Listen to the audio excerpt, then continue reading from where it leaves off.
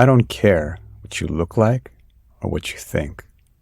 I don't care what you do or where you're from. All I care about is that gift hidden inside you. And all I want to do is help it come alive. Because where we're going, we're going to need a lot of heroes. For the record, 10,000 Heroes is brought to you by Momentum Lab. The point of Momentum Lab is to turn idealists into impactors by aligning your dreams and aspirations with success in every area of your life today. Momentum Lab is like a playground for your highest self. We take your dreams seriously and help you remove any blocks to realizing them. We do this through courses, virtual events, in-person events, and our signature year-long accelerator. To join our world, engage in dialogue, meet up in person, and just blow your mind, sign up at momentumlab.com.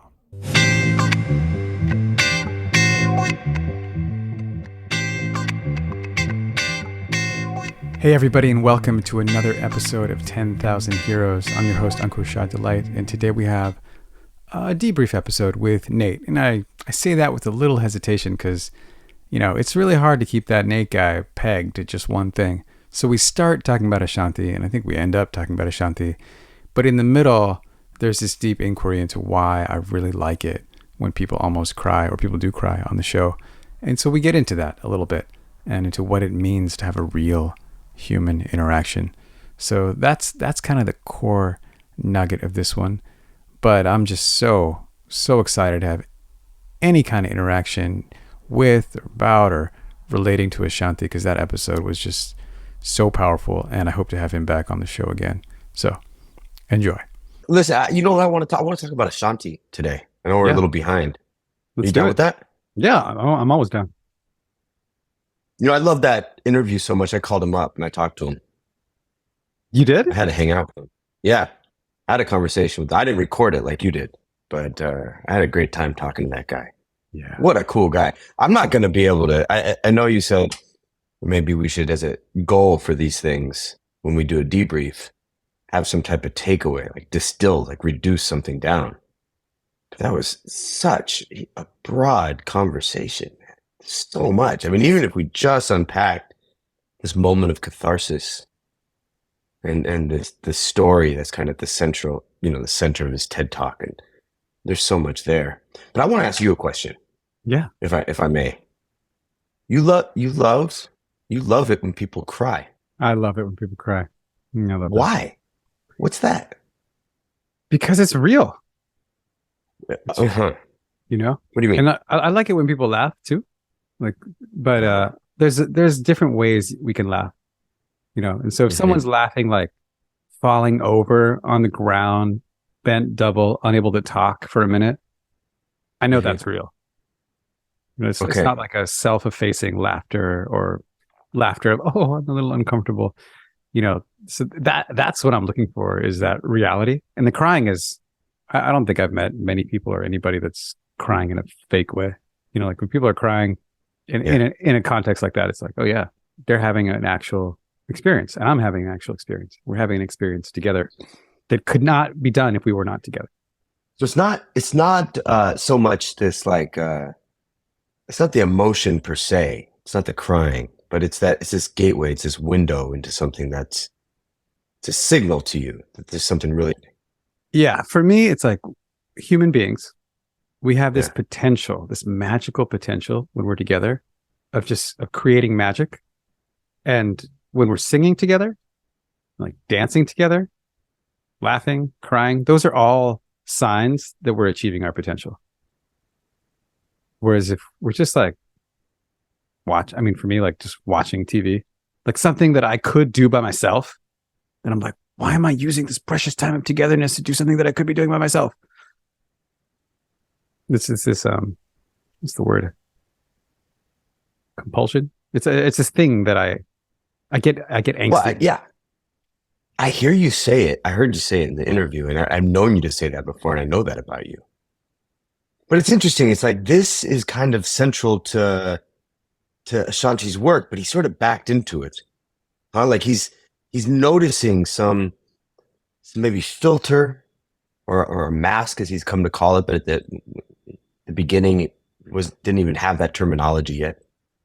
But there's something there, some burden on the student in the way of them fulfilling their potential. And that's kind of this center of his forever forward.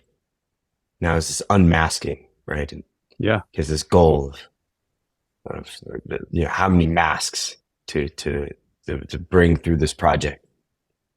But this kind of this core thing about sharing some vulnerable place and opening the space for someone to share that, it seems to be like this is the core of his thing. Do you agree? Yeah. And would you also say that maybe you and him are really synced up in that? Yeah, I would say that's also the core of the way you work. Yeah. Yeah, I hadn't thought about it like that. But yeah, totally.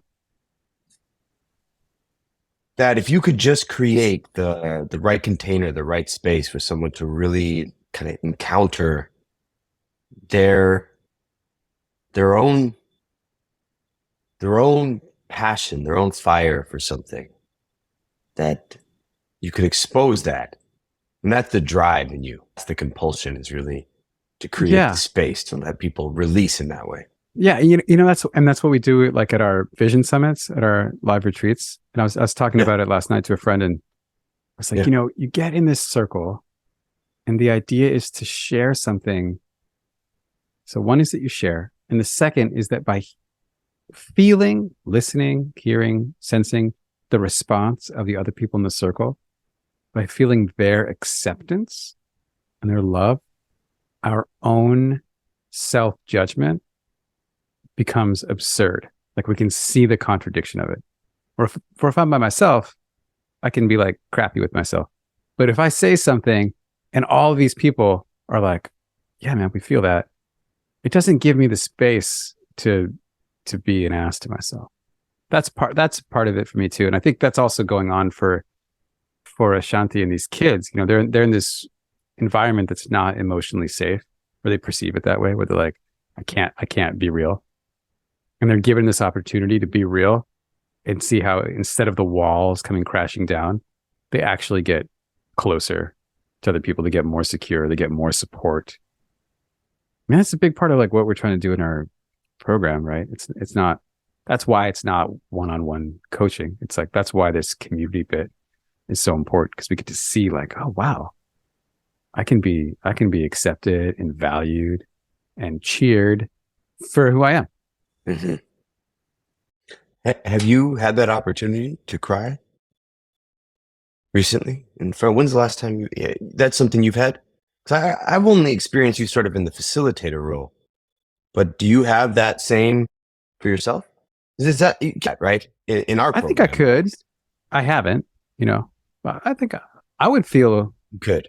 Yeah, I would feel okay with that. I'm ready for that, but I haven't.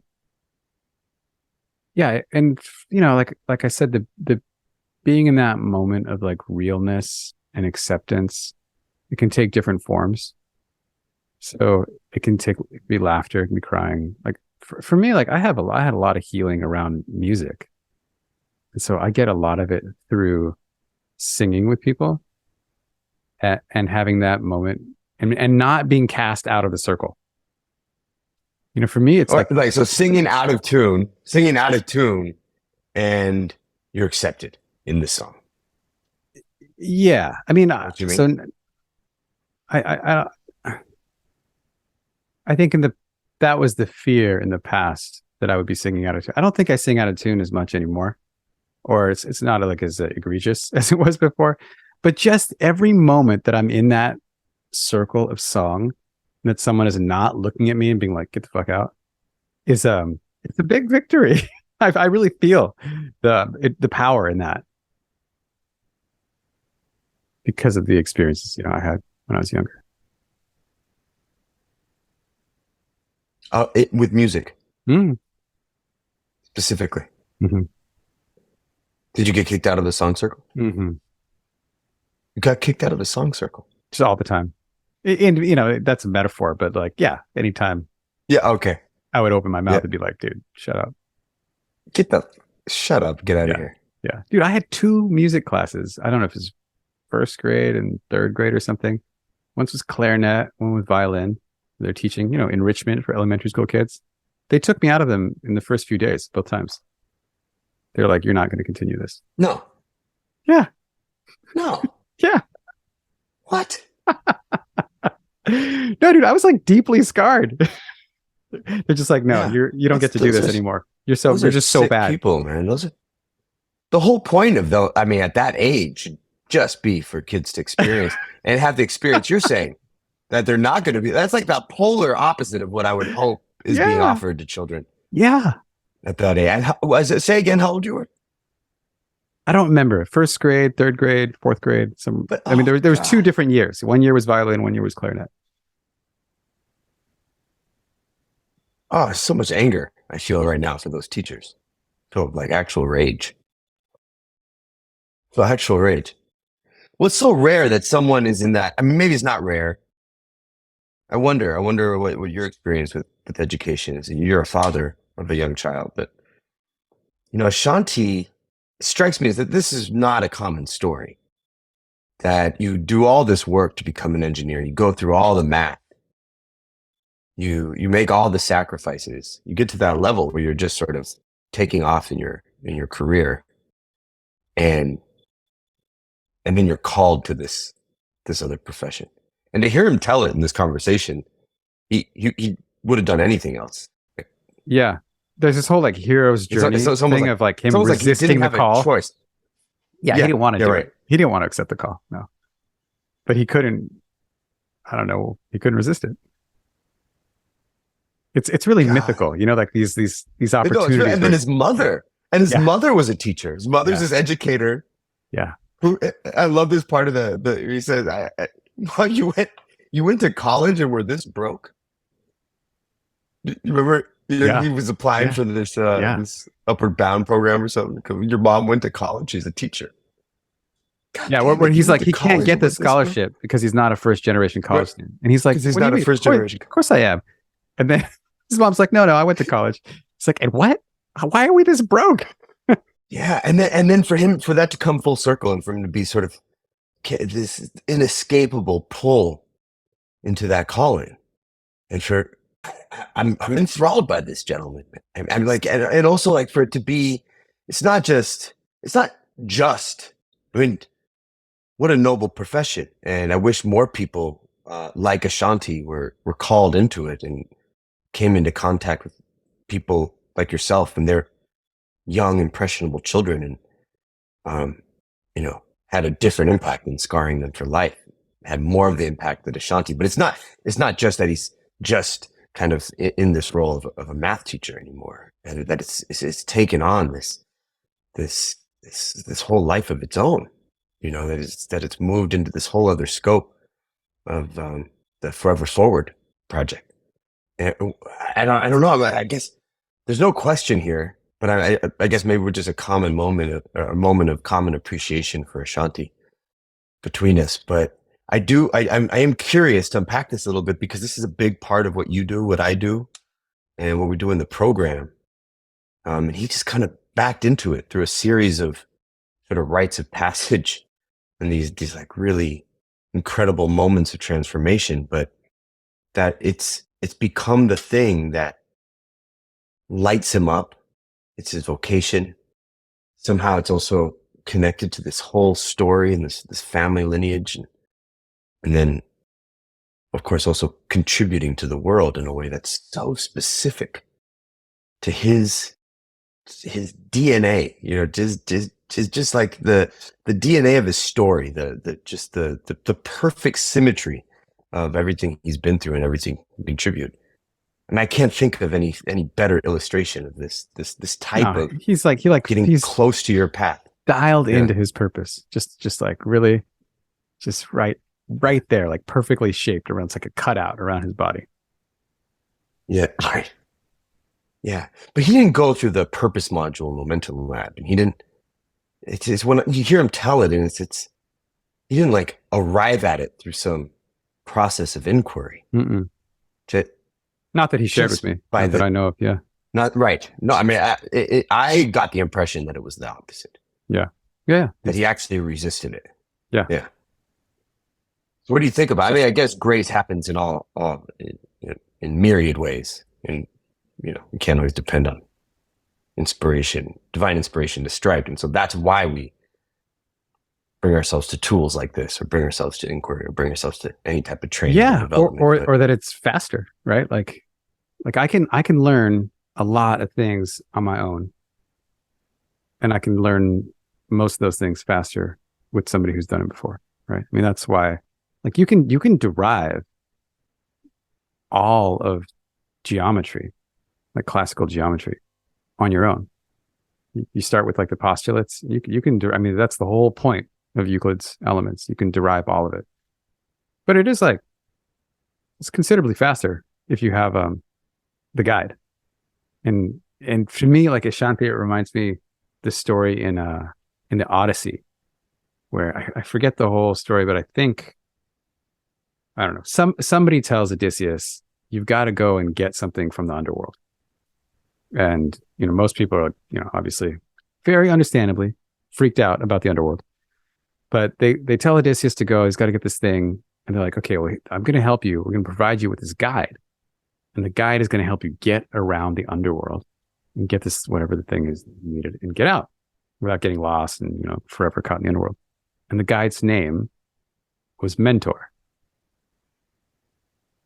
And that's where we get this term, mentor. But it's significant to me that it's not just like, a mentor is not just a guide.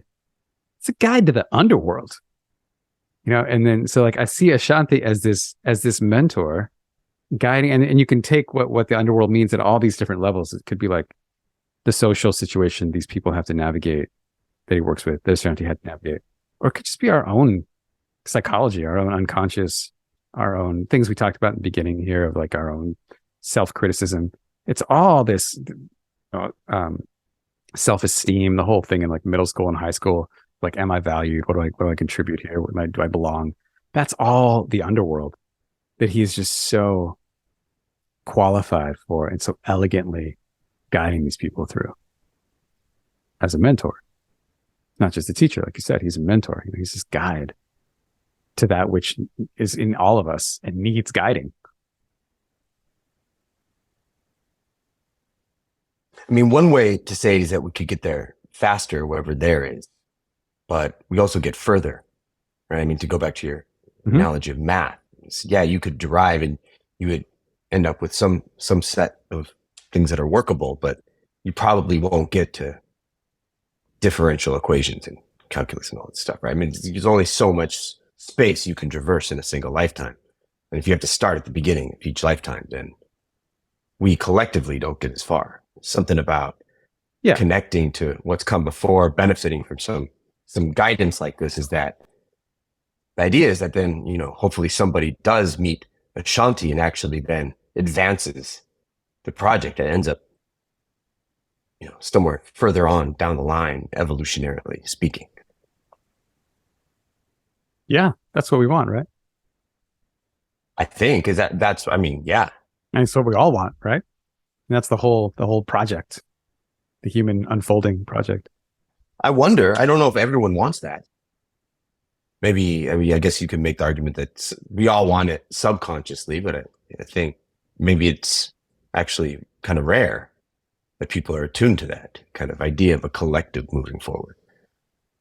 Oh, I don't think so. I mean, that's like the whole thing of people being so upset about not having a better standard of living or experience than their parents did. Mm-hmm. It's this sense of like wanting to build on something.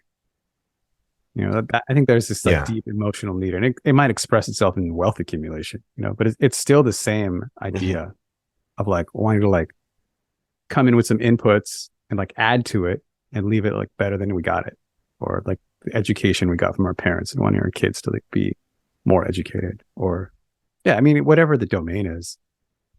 Yeah. Okay. But it's not always, yes, but it's okay. So a couple of things. I think that's interesting you say that. So even if there was someone who was kind of individually motivated to advance their status or station in life, it's still in the context of this constellation or family system, this evolutionary drive for them to. Yeah, we don't start from zero. Right. But then it's interesting, huh? I mean, because in this case, it's really it's not so intuitive, or it's not so straightforward. Because that was in Ashanti's. I'm going to work really hard. I'm going to get a really good paying job. I'm going to advance my status and station.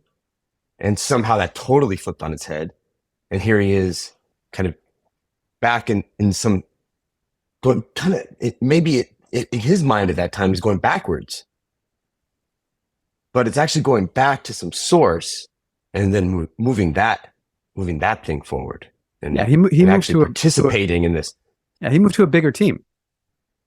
Like he was like on team Ashanti, and now he's on like Team Effort Forward Club, with just hundreds of, I don't know, maybe thousands of people that are benefiting every day. Yeah. Interesting. Okay. Well, I don't have any other questions for you. I would actually like to have Ashanti back, and I wonder if we could, all three of us, like, kind of have a round table. I don't know how the technical sort of thing would work with that, but it'd be really interesting to have this fella back and see what he's up to and kind of keep up with this project. I mean, this is, when I talked to him on the phone and I told him I would like to stay in contact with Forever Forward, like forever. This is something that just feels so good, so fundamentally good for community, and so true. I guess that's just listening to him, watching him in this interview, just the sense of his truth being just right on the surface. There's just nothing. It's not working any angles. Mm-hmm. It's just really, this is what is so simple and direct, and it's so refreshing to me that, for him to sit down and say what he's up to and what this is for would take him probably 2 or 3 seconds. Yeah. It's not complicated. Mm-mm. Right? Yeah. No, it's amazing. Yeah, it's so clear. Okay. Well, we wish Ashanti the best, and please do check out his project. Check out the links to the site and see there's ways to get involved. There's ways you can support. Please do take a look, and also check him out. Check out the TED talk that Encore references. It's really, really powerful. Gentlemen, unpack it a bit in this conversation, but to watch Ashanti on stage tell his stories, also incredibly impactful. So enjoyed this conversation a lot, Encore. Thank you for taking the time to talk to him and talk to me about it. Thanks, Nate.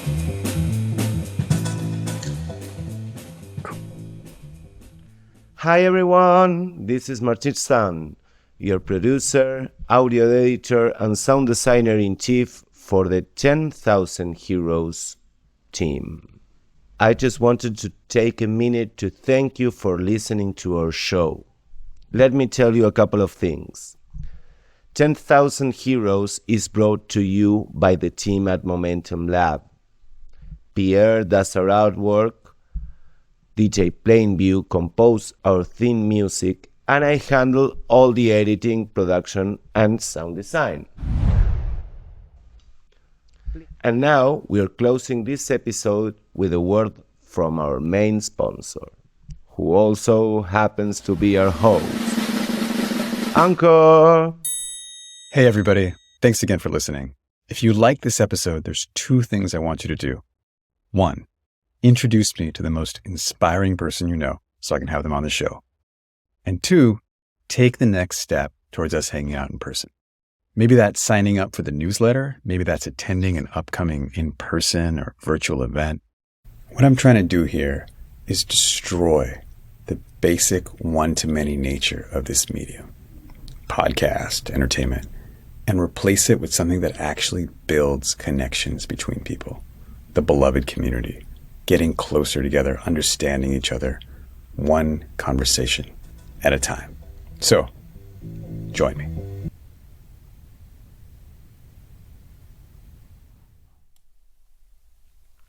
Bye!